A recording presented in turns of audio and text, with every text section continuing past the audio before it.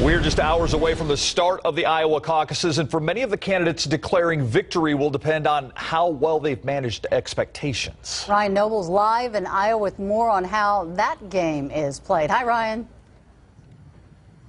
Hey, Ursula and Steve. Yeah, we're going to have two people come in first place tonight, a Republican and a Democrat. But for all the other candidates, it's about doing better than what's expected.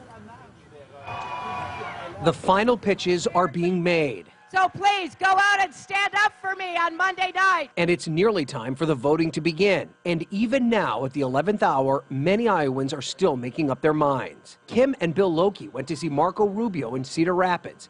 They like the Florida senator, but they're also fans of Donald Trump. Are you 100% committed? I was kind of wavering with another candidate, but he might be a little too flamboyant for what we need for the country.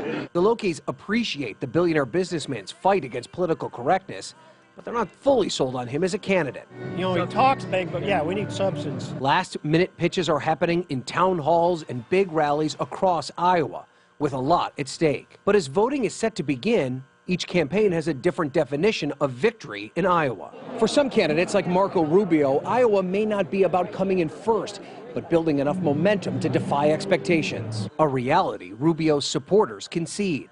To be honest, I think he needs to be in the top three. I think he needs to get some momentum heading into the primary. And for Rubio, that could mean a second or even third place finish. But polls will show he'll need to turn out every potential voter. In the case of the Lokis from Cedar Rapids, he may have won their support. You know, if we go to caucus tomorrow night, and I could be swayed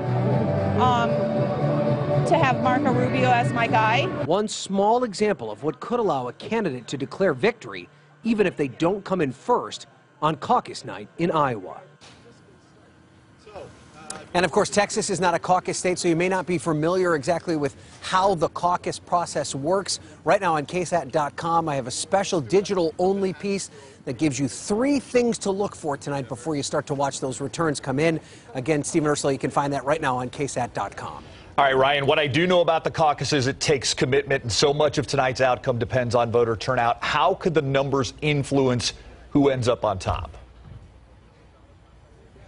Yeah, that's a great way to put it, Steve. You know, this is an odd year in that we have 2 major candidates who polls tell us are bringing in a huge number of voters who have never participated in the process before. That's Donald Trump on the Republican side and Bernie Sanders on the Democratic side. So if the voter turnout is higher than what we expect, that could be a good sign for both Trump and Sanders. If it's lower than what we expect, that could be good news for some of the more establishment and more mainstream candidates like Hillary Clinton on the Democratic side or Ted Cruz and Marco Rubio on the Republican side.